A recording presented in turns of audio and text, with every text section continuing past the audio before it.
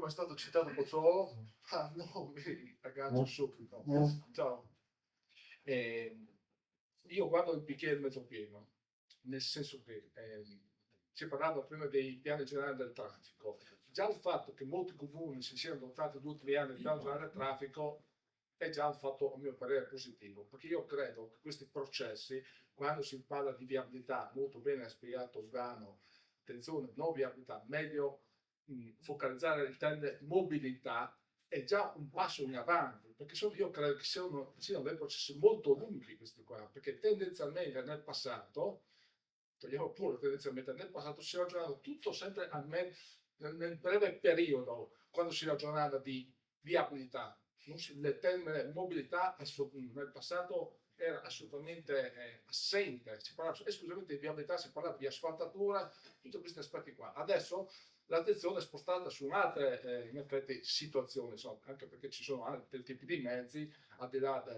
dell'auto, insomma, no? Per cui, ripeto, il fatto stesso che ci siano dei piani del traffico, che i comuni si siano dotati di questo strumento comunale è un fatto positivo. Sarebbe utile che questi piani del traffico siano integrati, armonizzati, perché si parlava prima dei cosiddetti confini amministrativi, io parlo anche dei confini dall'alto. Se noi simuliamo di essere guardando dal cielo, dall'alto, è difficile distinguere dove termina un confine di un comune e dove inizia il confine dell'altro comune. Per cui quando si parla di strade, naturalmente è difficile stabilire i punti terminali dei vari comuni. Qui è giusto che ci sia questa sorta di integrazione, armonizzazione per quanto riguarda i vari strumenti urbanistici.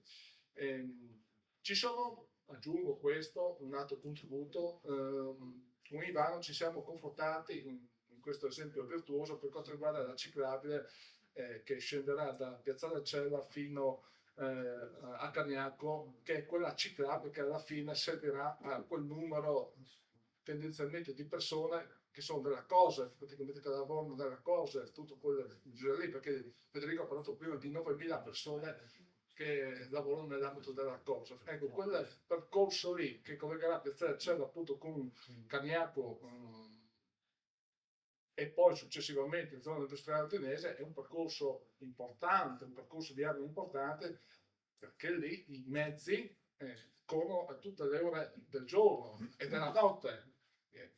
Se uno passa tarde ore della notte, voi vedrete tantissime persone in bicicletta senza fanali, insomma, per cui sono veramente destinate a cosiddetta utenza regola, perché in fin dei conti quelle persone che fanno i turni di notte, 2-3 di notte, non sono certamente persone sono persone che hanno delle fragilità, insomma, che si adattano a fare dei lavori che tanti altri non lo vogliono fare, insomma, per cui è giusto che siano tutelate tutte queste persone che offrono, accanto al lavoro, offrono anche un servizio, per cui è un fatto molto importante, per cui che ci sia questa sorta di integrazione, che ci sia questa sorta di collaborazione tra i vari comuni, in questo caso qua tra Udine con Pozzolo, quindi Udine Sud, con l'Itra Udine Sud, è molto importante. Io a Ivano recentemente vi ho posto anche un altro aspetto, insomma.